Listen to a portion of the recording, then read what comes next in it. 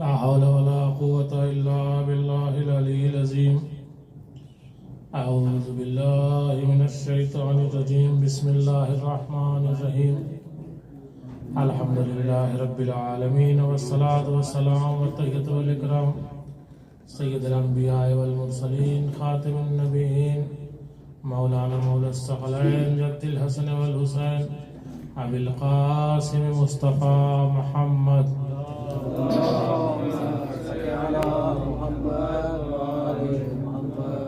वाला अहले बैत तय्यबीन ताहिरीन अल मासूमीन अल मज़लूमीन वलानतुल्लाहि अला आदाइहिम अजमईन।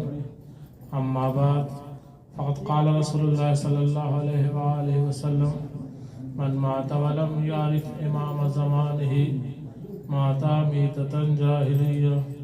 सलवात पढ़ दें।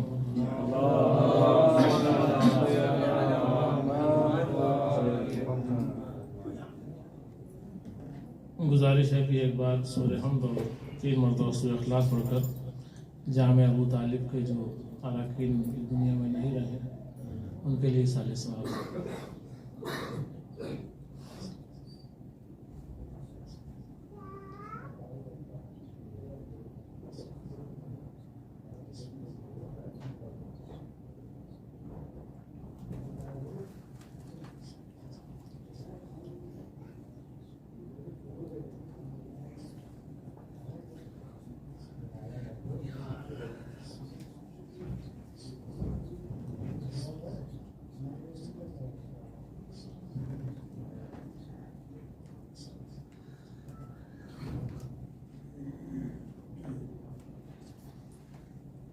सलवात पढ़ दें मोहम्मद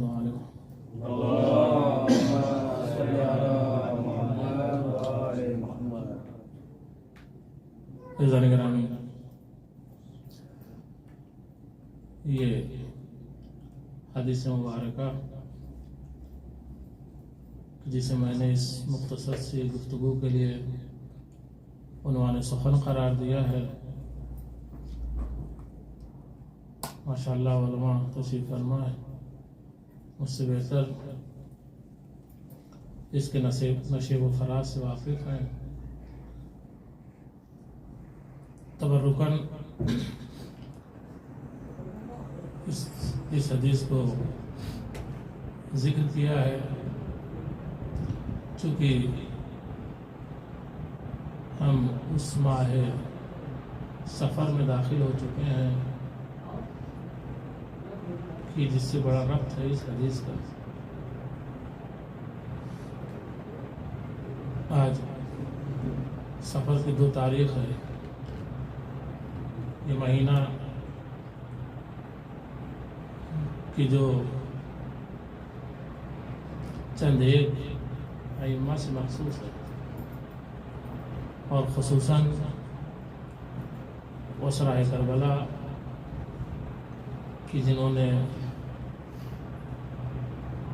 हक़ को भी बचाया है और दीन को भी बचाया है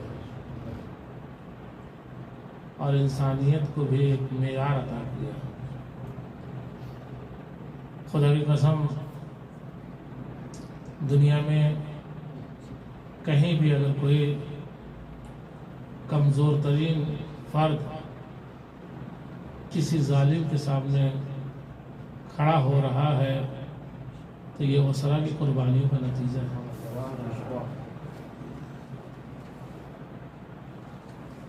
लेकिन ये इम्तियाज़ दीन इस्लाम है कि यहाँ ज़ाहिरी एतबार से देखा जाए तो नहीफ़ व कमज़ोर लोगों के साथ कारवान चलता है और फिर ये कारवान आगे जाकर एक वसी और अरीज़ खित्ते अर्ज़ पे छा जाता है। और मैं क्या अर्ज़ करूँ, आप हज़रात मुझसे बेहतर वाकिफ़ हैं तारीख़ के नशे व फराज से कि आप देखें कि अगर पैगम्बर सलाम ने जब तबलीग शुरू की, क्योंकि होता यही है कि किसी भी ताकत और क़ुव्वत के सामने जब इंसान खड़ा हो, और यही फितरत भी यही कहती है और होता भी यही है कि जब हम किसी के मुकाबले में जाते हैं तो अपने आप को हर तरह से मजबूत करते हैं, असलहे से लैस होते हैं, अफराद का इंतखाब करते हैं, जोग्राफिये का इंतखाब करते हैं। जब सारी चीज़ें मुनासिब हो जाती हैं तब इंसान किसी मैदान में कदम रखता है। लेकिन सलाम हो अज़्म मुस्तफ़ा पर कि जिसने ना हालात को देखा, न जोग्राफिये को देखा, न असलहे को देखा, न अफराद को देखा, अपनी जिम्मेदारियों को समझा। सलवात पढ़ते मोहम्मद वाले मोहम्मद।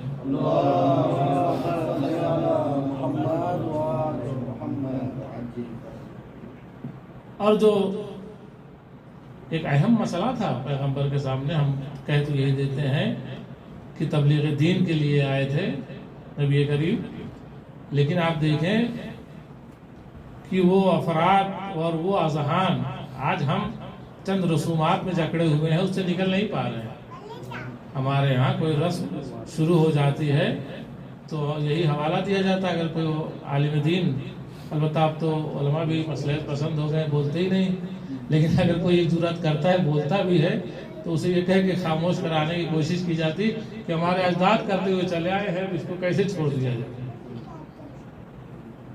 जब तक कि अगर मुतदय्यन इंसान है और उसे खतरा लाक हो जाए कि ये पहले हराम के मुर्तकिब ना हो जाए, वरना यहाँ ईरान भी यही हाल है। तमाम महाराजे ने ताज़ियादारी, जो एक ज़माने में, आज से 1998-99 की बात है, रहबर की तरफ से पैगाम आया था ताज़ियादारी जो है जायज़ नहीं है। अब इसको सलवात पढ़ते हैं।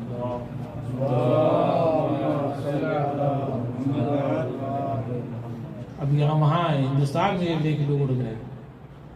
ये तो अजीब बात है। अभी तो कमज़न जी कहा था, अभी ताज़ियादारी, क्योंकि फ़र्क है हिंदुस्तान के ताज़ियादारी, ईरान के ताज़ियादारी में फ़र्क है। और रहबर ने ईरान की ताज़ियादारी का, यहाँ जो शिव बनते हैं, कोई सज्जाद बना, इसको मना किया था रहबर ने, और वहाँ लोग ये सुना रहे थे कि ताज़िया रखना ही मना कर दिया। तो लिहाजा किसी भी रसूमात को जब रोका जाता है तो बहुत सी मुश्किलात पेश आती हैं। और वहाँ पैगंबर आए हैं और वो अफराद कि जो 360 खुदाओं को मानते हैं, उनसे कह रहे हैं कि एक खुदा को मानो। ये बड़ा सख्त मरहला है। अब इसके लिए अफराद की भी जरूरत है, असलहे की भी जरूरत है, जोग्राफिया की भी जरूरत है, लेकिन नहीं, पैगंबर ने किया क्या? आप देखिए, जो कारवान लेके पैगंबर चले हैं, लेकिन चूंकि इलाही नुमाइंदा वही होता है जो अपने खुदा पर तवक्कुल रखता है, और जब तवक्कुल रखेगा तभी उस खुदा उसकी मदद करे। क्योंकि कुरान मजीद ने मुतअद्दिद मकामात पर पैगंबर को ये इत्मीनान दिला दिया था कि कामयाबी दीन इस्लाम की है, कामयाबी दीन की है हमेशा। लिहाजा पैगंबर जो कारवान लेके चले हैं इसरा में, आप देखिए जनाब अबू तालिब हैं। अगर ज़ाहिरी एतबार से देखा जाए तो ज़ईफ़ी का आलम है, पीर है, सईफ है। और दूसरा मुआविन जनाब मलिकतुल अरब खदीजतुल कुबरा सलामुल्लाह अलैहा, जो सिन्फ़ नाजुक से हैं। और तीसरी शख्सियत अमीर कायनात की है, जो बज़ाहिर अभी कमसिनी में है। अगर देखा जाए तो ये फौज पैगंबर दुनिया की सबसे कमजोर तरीन फौज है, कि जिसमें सिर्फ नाजुक भी है, एक ज़ईफ इंसान भी है, एक बच्चा भी है। अगर जवानी के आलम में है तो सिर्फ पैगंबर हैं, लेकिन जब अपने अज़्म व इरादे के साथ पैगंबर इस अम्र के लिए निकले तो फिर हुआ क्या? हुआ ये कि जब पैगंबर ने अज़्म किया तो खुदा ने आवाज दी, इज़ा जाअ नस्रुल्लाह। सलवात पढ़ दे मोहम्मद वाले।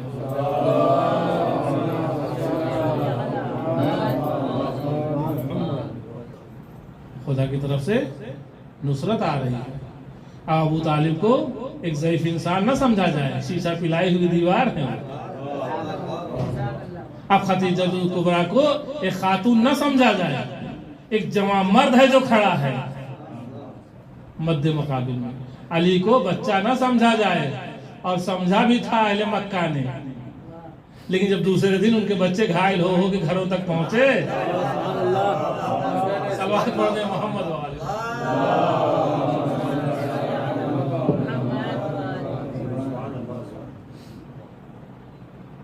तो ये सबसे कवी, और यही वजह है कि पैगंबर ने इस मिशन के लिए जो इंतखाब किया, जाहिरी एतबार से तो लोगों ने यही देखा है। और इसके बरक्स आप आइए दूसरे मुकाबले में, आइए मुबाहिले के मैदान में, वहां भी पैगंबर मुकाबले किसके मुकाबले के जा रहे हैं? ईसाइयों के लिए। ये ईसाई वही तो हैं जो बनी इसराइल से कट के आए हैं। इतनी जिद्दी कौम, इतनी हट धर्म कौम, जो जनाब मूसा की न हुई, जनाब ईसा पर तमाम तोहमतें लगाई, जनाब मरियम को क्या क्या नहीं कहा। इनके लिए तो होना यही चाहिए था, नजराने बुला के काट दिया जाता है, कत्ल कर दिया जाता, खत्म कर दिया जाता, लेकिन नहीं, खुदा भी यही कह रहा है कि नहीं, ऐसा जलील करो कि कभी सर ना उठा पाए, क्योंकि मार देने से इंसान का जिस्म मरता है, फिक्रें जिंदा रहती है। सलवात पढ़ दे मोहम्मद वाले।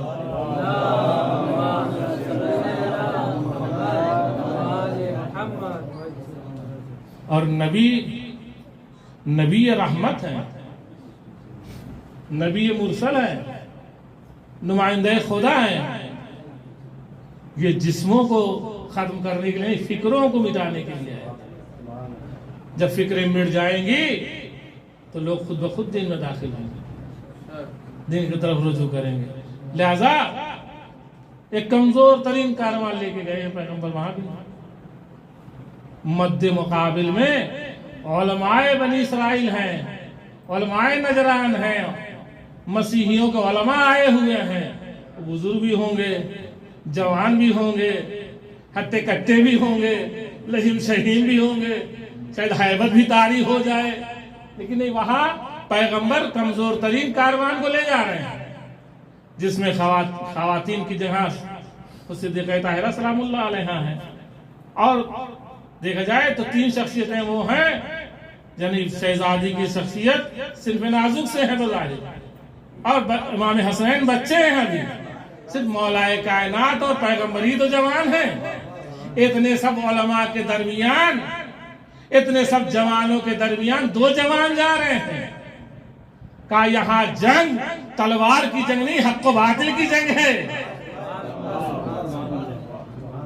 ये मुकाबला हक्कानियत को साबित करने का है, लड़ने का नहीं है। और अगर मद्दे मुकाबिल गुफ्तगू करने से भाग जाए तो समझ लेना कि कौन जीता, क्योंकि वो ये तो जानते थे ना, नजरान के ईसाई ये तो जानते थे जंग नहीं करेंगे। खानों को भी लेके आए हैं, बच्चों को भी, जो बच्चों को लेके आता है वो जंग नहीं किया करता है, लेकिन उसके बावजूद मैदान छोड़ देना खुद उनके किर्ज की दलालत है कि वो अपने दावे में झूठे। लेकिन ये जो गए हैं, चाहे वो बच्चे ही क्यों ना रहे हो, अपने वक्त के सिद्दीक थे। सलवात पढ़ दे मोहम्मद वाले।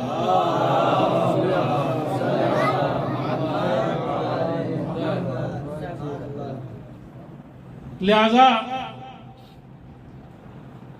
ये जो नश्र व इशाअत, चूंकि ये अय्याम मरबूत है वसरा से, तो आप देखें एक कमजोर तरीन कारवान है जो कूफा और शाम से गुजरा है।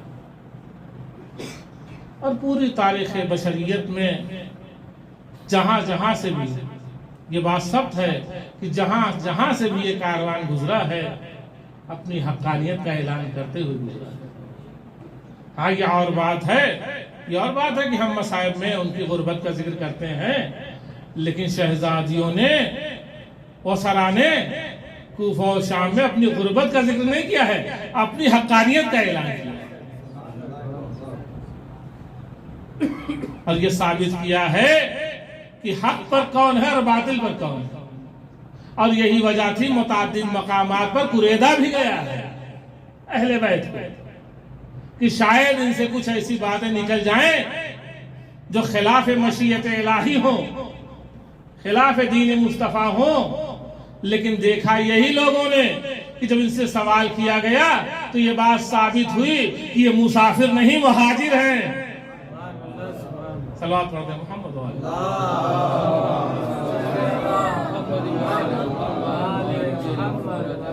क्योंकि थकन वो महसूस करते हैं जो मुसाफिर हुआ करते हैं, लेकिन जो मुहाजिर होता है वो कभी खस्ता नहीं होता है, वो कभी शिकस्ता नहीं होता है। क्योंकि मुहाजिर उसे कहते हैं, मुसाफिर का मतलब ये होता है कि एक जगह से दूसरी जगह इंतकाल करे, एक मकाम से दूसरे मकाम तक पहुंच जाए, ये मुसाफिर है। लेकिन वो सराय करबला मुसाफिर नहीं, मुहाजिर है। क्योंकि मुहाजिर की सिफत यह है कि जिस मकाम से है उस मकाम से बुलंद हो जाए। और अजीजों, दुनिया तो ये समझ रही थी और खुद जालिम और शकी इंसान जो तख्त पर बैठे हुए थे ये समझ रहे थे कि वसराए अहले बैत जो ज़ैनब सलामुल्लाह अलैहा मैदान करबला में सब कुछ खो के आई हैं, सब कुछ लुटा के आई हैं। लिहाजा इनसे जब सवाल किया जाएगा तो शायद ये हमारे मुताबिक जवाब दें। लेकिन जालिम को ये पता नहीं है कि अहले बैत कभी कुछ खोया नहीं करते और वसरा ने कुछ खोया नहीं था। ये जालिम समझ रहे थे कि ज़ैनब अपने भाई को खो के आई, नहीं, ज़ैनब अमानत को सिपुर्दे इलाही करके आई थी। ये इत्मीनान हजरत ज़ैनब उलिया मकाम बता रहा है कि ज़ैनब बर्बाद होके नहीं आई है, अमानतों को सिपुर्द करके आई है, जो इत्मीनान से बोल रही है। सलावत पढ़ दे मोहम्मद वाले।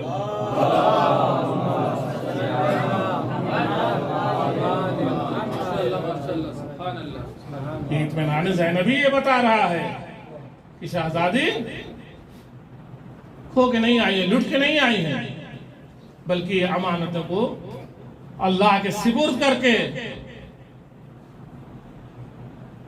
अब राह कुफो शाम की मंजिलें तय कर रही हैं कि जिसमें मुसीबतें, मशक्कतें और तरह तरह के सवालात जो किए गए वसरा से, होना तो ये चाहिए था और होता यही है कि जब इंसान किसी मुसीबत में गिरफ्तार होता है तो अपना हवास खो देता है।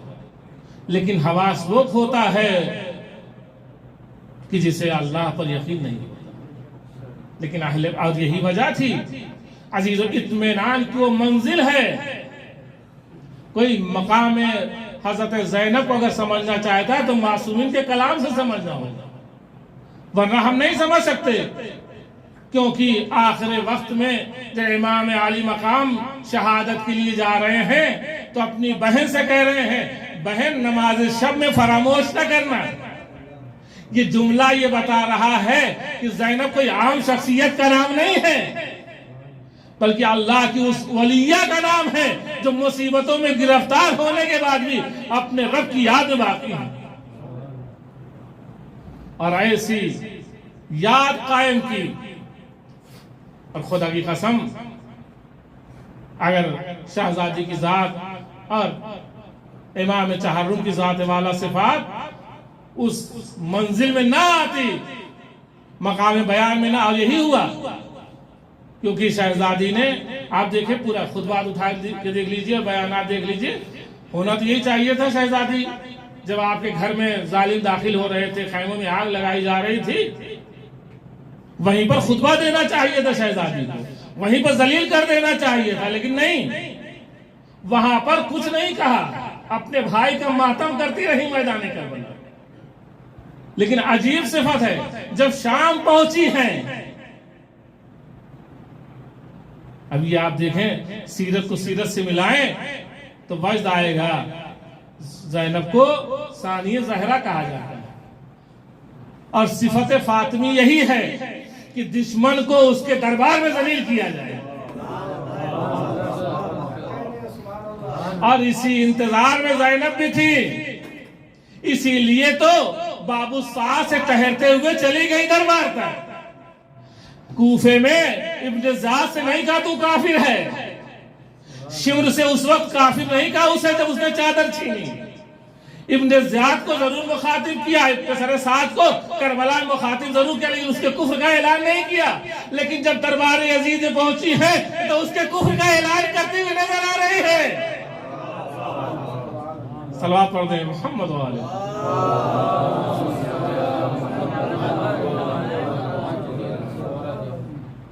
क्योंकि जो काम मां ने किया था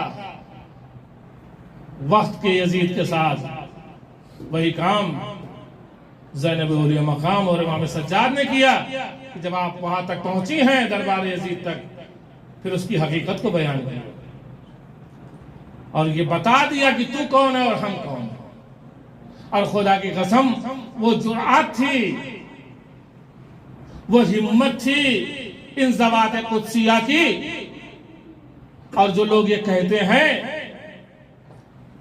कि वो सराय करबला को यजीद ने रिहा कर दिया, शायद उन्होंने तारीख में ही पढ़ी।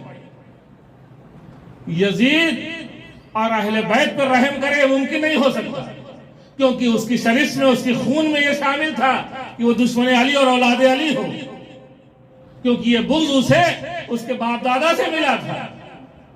लिहाजा उसरा को यजीद ने रिहा नहीं किया, बल्कि ज़ैनब सलामुल्लाह अलैहा और इमाम सज्जाद सलामुल्लाह अलैह ने ये रिहाई जीती है यजीद से। और ये सिर्फ दावा नहीं है, इसकी दलील भी मौजूद है। क्योंकि होता यही है, अगर कोई हाकिम, कोई बादशाह किसी कैदी को रिहा करता है तो वो कैदी जल्दी से जल्दी उस शहर को छोड़ देता है, क्योंकि कैदी डरता यह है कि अगर शहर को न छोड़ा गया तो हाकिम के इरादे बदल सकते हैं। अगर उसके रहम और करम से उसे आजादी मिली है तो कैदी उस शहर को छोड़ देता है, लेकिन जब कैदी आजादी को जीतता है तो फर्श आजादी छा देता है। 3 दिन ज़ैनब कुबरा का शाम में कयाम ये बता रहा है कि यजीद ने रिहा नहीं किया, ज़ैनब ने आजादी जीती है। सलवात पढ़ दे मोहम्मद वाले।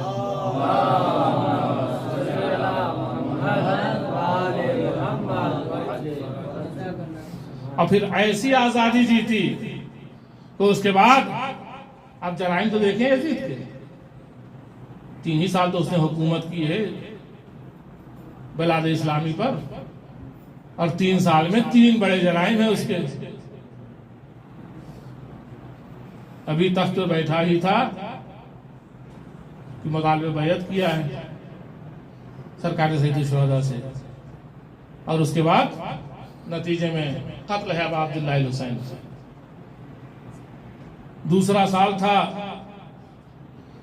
कि अब्दुल्लाह इब्न हंज़ला के जरिए जो लोग शाम गए और उसके जराइम को देखा और वापस आए, बगावत की, नतीजे में मदीना ताराज हुआ, मदीना तो रसूल को रुसवा किया इसने, यजीद ने। तो दूसरे साल में, पहले साल में कत्ल अबा अब्दुल्लाह हुसैन है, दूसरे साल में ताराजी मदीना है, और तीसरे साल की शुरुआत में खाने काबा को नजर आतिश कर दिया। अगर आप हजरात मुतवज्जे बहरहाल उलमा है, मैं जसारत नहीं करना चाहता, ये नुक्ते तो बहरहाल आवाम के लिए हैं, लेकिन मैं अर्ज कर देना चाहता हूँ चूंकि तकाज़ा मिंबर है कि 3 जराइम जो बड़े यजीद के हैं, इससे अगर तहलील किया जाए तो नतीजा ये निकलता है कि जो शहजादी ने कहा था कि तू काफिर हो गया है, तो उसका सबूत यही है कि उसने खाने काबा को जलाया। तो खाने काबा को जलाना सिर्फ काबे को जलाना नहीं, इनकार ला इलाहा इल्लल्लाह है। मदीने की ताराजी सिर्फ मदीने की ताराजी नहीं है, इनकार मोहम्मदुर रसूलुल्लाह है। और कत्ल हुसैन सिर्फ कत्ल हुसैन नहीं है, इनकार अली वलीउल्लाह है। सलावत पढ़ दे मोहम्मद वाले।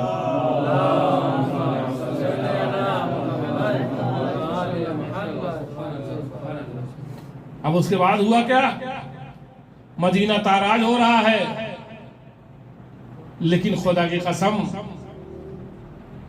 ऐसा शिकस्त दी थी इमाम सज्जाद ने, फिर दोबारा फौजियों को यह हुक्म था कि सबसे कोई कुछ न कुछ मुतालबा जरूर कर लेना, लेकिन अली इब्न हुसैन से कोई मुतालबा न करना। ये यजीद ने कहा। और दूसरे मरहले में जिसे इब्न हजर मक्की ने भी लिखा कि जब वलीद का जमाना आया तो हज्जाज इब्न यूसुफ सकाफी लानतुल्लाह अलैह वाली मदीना हुआ, हिजाज का वाली हुआ, तो उसने इमाम को हिरासत में लेना चाहा और बुलाया भी, और एक सहरा में खैमा जंग किया इमाम को। और उसी असना में उस जमाने की कुछ फौजी यजीद के दरबार में रहते थे, वो गुजरे उसी तरफ से और हज्जाज से पूछा, ये क्या कर रहा है तू, ये किसे यहाँ लाया है? कहा ये अली इब्न हुसैन है सलामुल्लाह अलैह। कहा क्यों? कहा इन्हें गिरफ्तार करना चाहता हूं। उन फौजियों ने कहा कि देख, जिसने इनसे मुकाबला करना चाहा है उसकी हुकूमत ज्यादा दिन तक बाकी नहीं रही। यजीद जैसा बादशाह जब इनके मुकाबले में आके पसपा हो गया तो तेरी हैसियत क्या है? कहा तो फिर क्या कहा, आजाद कर दे।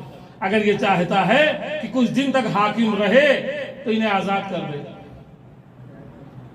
बस एहतराम से इमाम को आपके घर पहुंचाया गया। और हज्जाज ने भी एक बहुत बड़ा जराइम किया था। अब्दुल्ला इब्न जुबैर को कत्ल करने के लिए, ये अहले दुनिया है ये सब, अब्दुल्ला इब्न जुबैर भी अहले दुनिया में से है, क्योंकि जब इसकी हुकूमत खतरे में आई, इसकी जान जब खतरे में आई तो इसने पनाह कहाँ लिया?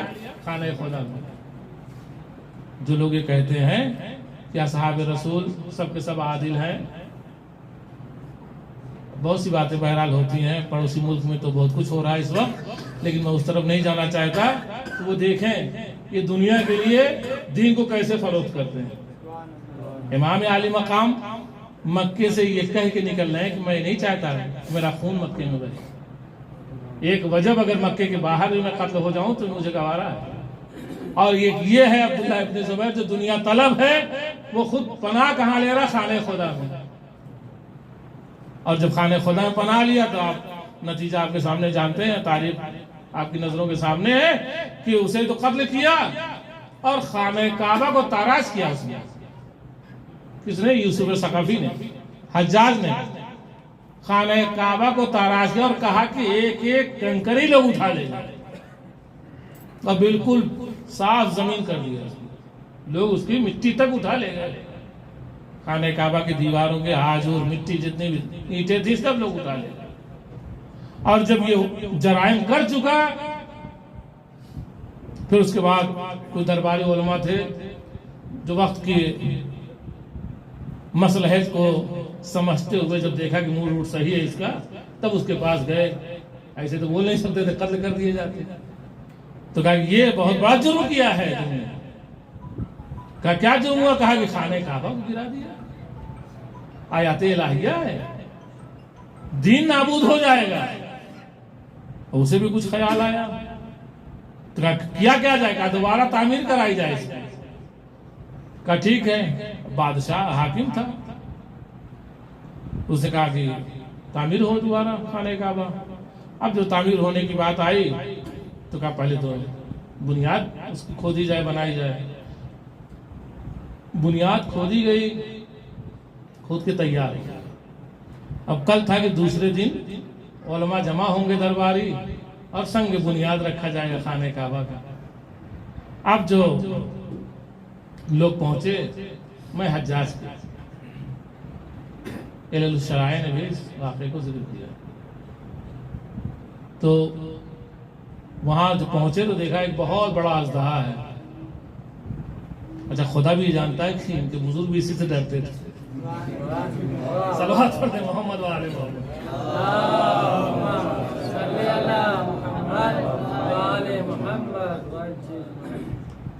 अब जब अजदहे को देखा तो किसकी जुर्रत है? जब इनका बड़ा ना टिक सका अजदहे के सामने और जाने पैगंबर को खतरे में ला दिया, तो ये कहाँ टिकने वाले थे? बहरहाल कोशिश तो की होगी। बहरहाल तारीख हर बात तो नहीं लिखती ना। अस वाक़े को तारीख ने नकल कर दिया, लेकिन हर बात नहीं लिखती। भाई कोशिश तो की होगी किसी तरह से ये दूर हो जाए, लेकिन बहरहाल कोशिशें नाकाम रही। तो किया क्या जाए?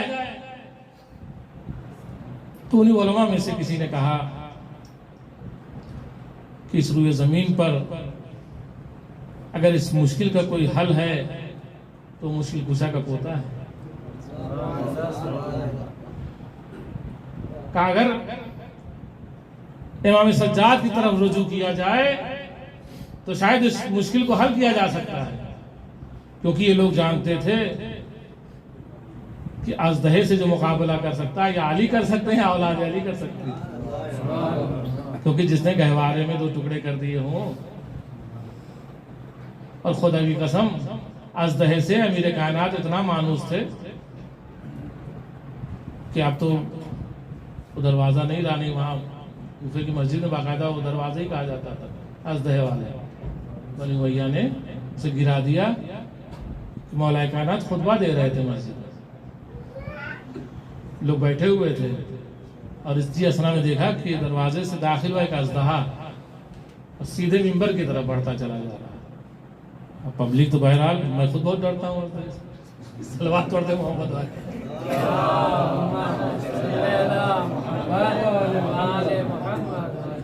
अब पब्लिक ने जब देखा, एक भगदड़ सी मच गई। इमाम ने कहा नहीं बैठो, कुछ नहीं होगा। पहला हुक्म इमाम था और वो अजदहा आया और गुफ्तगू करने लगा। इमाम से महवे गुफ्तगू हुआ, अब गुफ्तगू की और उसके बाद वो चला गया। अब बाकी बातें जो मौला कर रहे थे उसको कौन सुनता है? अब सबके दिल में तो ये है कि किस तरह बताएं कि ये कौन था, ये क्या कह रहा था, क्यों आया था, इस शक्ल में क्यों आया। तो लोगों ने, जब इमाम ने देखा लोगों के चेहरे सवाली बन चुके हैं, तो फिर अब जवाब देना वाजिब था इमाम को। और अली कहते ही उसे हैं जो लोगों के चेहरों को पढ़ ले। इमाम ने कहा ये अजिन्ना का सरदार है, अजिन्ना के सरदार का बेटा है, इसके बाप का इंतकाल हो गया और लोग, और ये खुद अब इसकी सरदारी इसके पास आई है, लेकिन लोग इसकी सरदारी को कबूल नहीं कर रहे हैं, खुद इसे खानवादे वाले। और ये आया कह रहा था कि हमारी सिफारिश कर दीजिए मौला। तो लोगों ने कहा मौला आपने किया क्या? इमाम ने कहा कि देखो हमने पैगाम दिया है, मानना या न मानना उनके ऊपर है। आपने क्या पैगाम दिया मौला? मौला ने कहा कि जाके कह देना कि अली ने कहा है कि मेरी सरदारी को कबूल कर लो। अगर तुम्हारी सरदारी को कबूल कर लिया तो उनका सब कुछ कबूल है। सलावत पढ़ दे मोहम्मद वाले।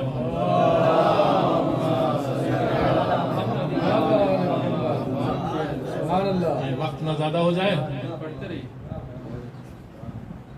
बहरहाल बात कहां से कहां चली गई।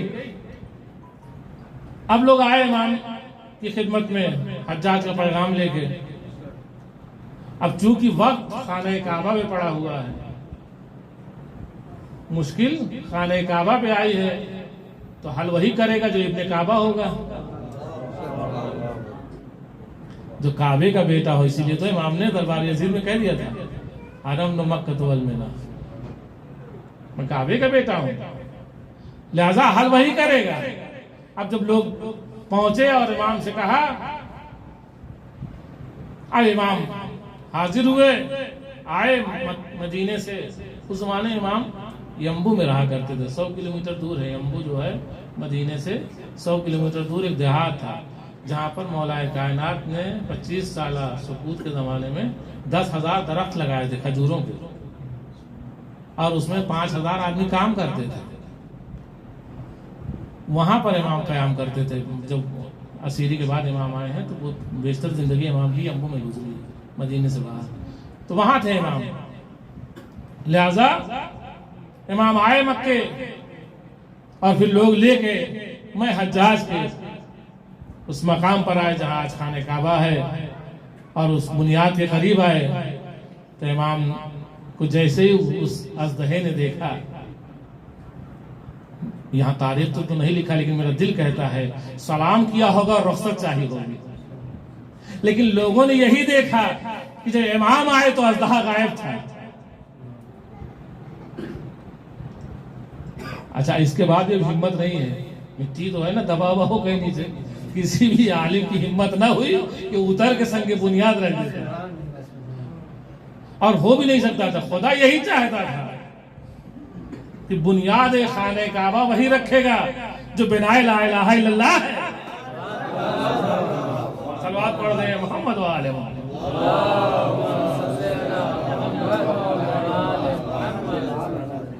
लिहाजा इमाम अलैहिस्सलाम बुनियाद में उतरे और अपने हाथ से संग बुनियाद रखी खाने काबा की। अब खाने काबा बन के तैयार होने लगा, उस मकाम तक आ गया कि हजर अस्वद नस्ब किया जाए। अब मौलवियों ने चाहा कि अब ये एजाज तो ले गए इमाम, यही कम से कम हमको मिल जाए, हजर अस्वद हम अपने हाथ से लगा दें।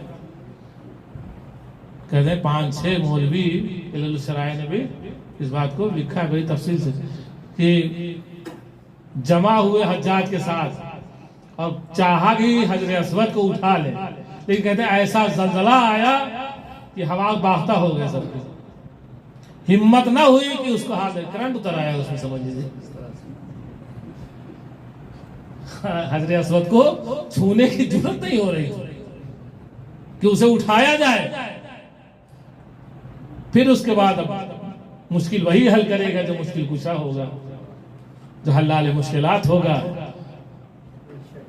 और हजर अस्वद जिसने खुद इमाम की इमामत की गवाही दी है, और इतना ही नहीं है, वलीद खड़ा था कि मजमा हटे तो हजर अस्वद को बोसा दें, और इमाम जब आए हैं तो मजमा काई की तरह फट रहा था।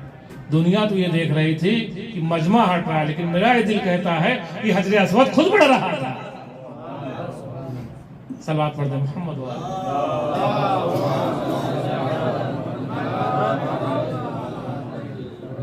और फिर इमाम ने आकर अपने हाथों से हजर अस्वद को नस्ब किया, ताकि दुनिया जब भी मुश्किलात में आई तो या अली काम आए या औलाद अली काम आए। लेकिन क्या किया अहले दुनिया ने, उसराए करबला दाखिल शाम हो गए। अल्लाहु अकबर।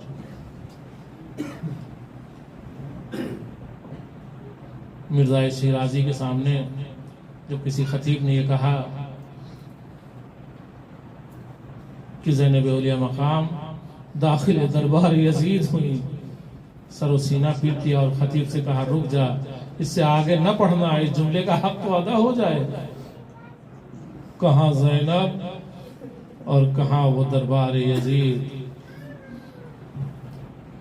हाँ, अली की बेटियां रसन बस्ता लाई गई हैं और यजीद नशे शराब में है। उसरा को खड़ा किया गया है, 700 कुर्सी नशीन है, और अहले बैत अतहार मजलूमी के आलम में खड़े किए गए। एक मर्तबा अजीब बेअदबी की यजीद ने सूबे खीजरान से दंदाने मुबारक अबा अब्दुल्ला वो बेअदबी की क्या सहाबी रसूल का उठा, ए यजीद इस चूब को हटा ले। अरे इन्हीं आंखों ने देखा है मुस्तफा बार बार बोसे देते।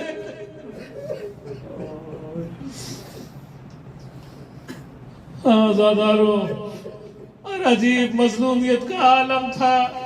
मैंने कहीं मक्तल में तो नहीं पढ़ा, लेकिन मोतबर से सुना है यजीद चाहता है कि शहजादी ज़ैनब से महल गुफ्तगू हो जाए, कुछ गुफ्तगू करना चाहता है, लेकिन बीवियां हैं जो अपने हिसार में ज़ैनब को लिए हुए हैं। अमानत इलाही है ज़ैनब, अमानत फातिमा है ज़ैनब, अमानत मुस्तफा है ज़ैनब। बीवियां ज़ैनब को अपने हिसार में लिए हुए हैं कि नजीस यजीद ज़ैनब से गुफ्तगू न करे।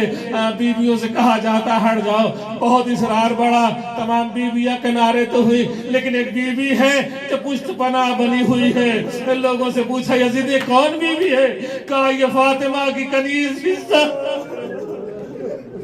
जो ज़ैनब की कनीजी में यहाँ तक आई है। बैतुल मरता ये हुक्म होता है कि दुर्रे लगाए जाए इस कनीज को।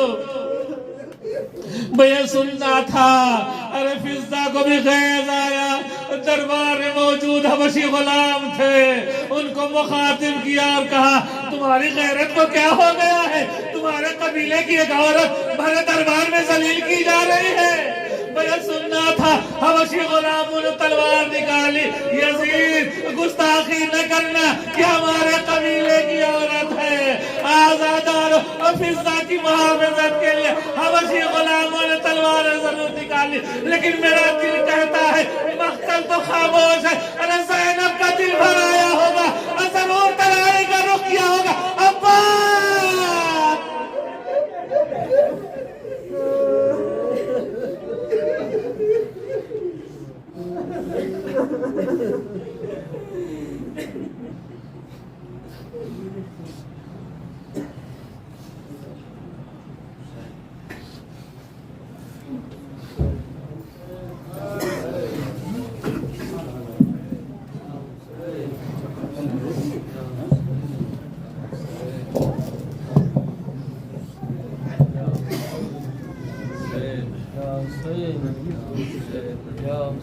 या हुसैन, जरा ठहरो मेरे बाबा, जरा ठहरो मेरे बाबा, सकीना का ये नौहा था,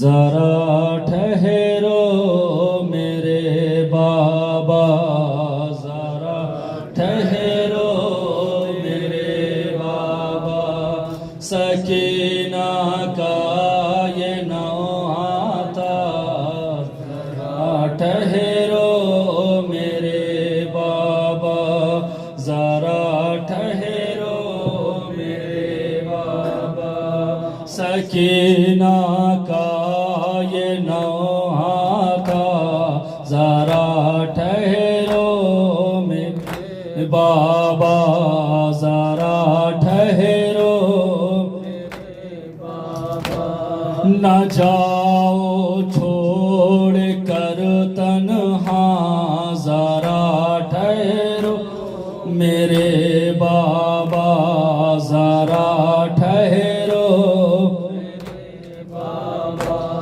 गया जो सुबह से रन में, वो जाकर सो गया बन में, गया जो सुबह से रन में, वो जाकर सो गया बन में, पलट कर कौन घर आया, जरा ठहरो मेरे बाबा, जरा ठहरो मेरे बाबा, बहुत तुम मुझ पे मरते थे, हर एक जिद पूरे करते थे, बहुत तुम मुझ पे मरते थे, हर एक जिद पूरे करते थे,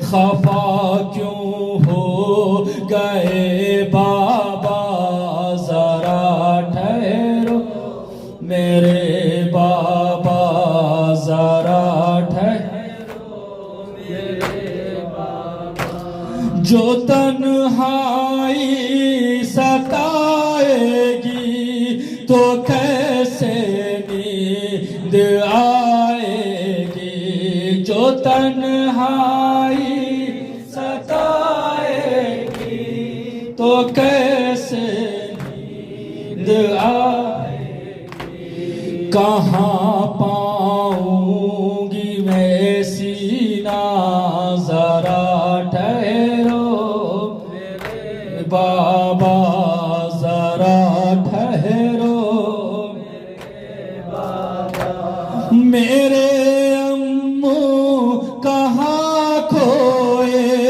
मेरे भैया कहाँ सोए, मेरे अम्मू कहाँ खोए, मेरे भैया कहाँ सोए,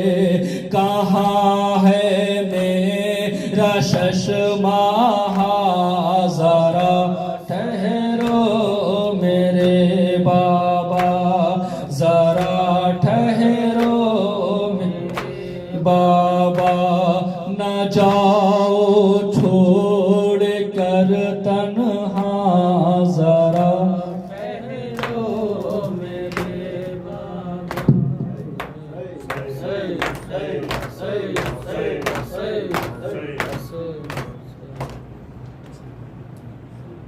अस्सलामु अलैका व रहमतुल्लाह, अस्सलामु अलैका या इब्न रसूलिल्लाह, अस्सलामु अलैकुम व रहमतुल्लाहि व बरकातुहू। अस्सलामु अलैका या गरीबल गुरबा, अस्सलामु अलैका या मुइन्नत व फाइबल फुकरा, अस्सलामु अलैका या शम्सुल शुमूस, अस्सलामु अलैका या निस्फुल नफूस, अय्युहल मदफून बिअज़तुस, अस्सलामु अलैकुम व रहमतुल्लाहि व बरकातुहू। अस्सलामु अलैका या मौला या साहिब रसूल ज़मान लमान लमान लमान, अस्सलामु अलैका या शरीकल कुरआन, अस्सलामु अलैका या इमाम सिबिल जान, अजरल्लाहु तआला फरजक व सअलल्लाहु तआला मखरजक व ज़हूरक। अस्सलामु अलैकुम व रहमतुल्लाहि व बरकातुहू। कल की मस्जिद इंशाअल्लाह यही वाली नमाज मगरिब के बाद होगी, क्योंकि इससे पहले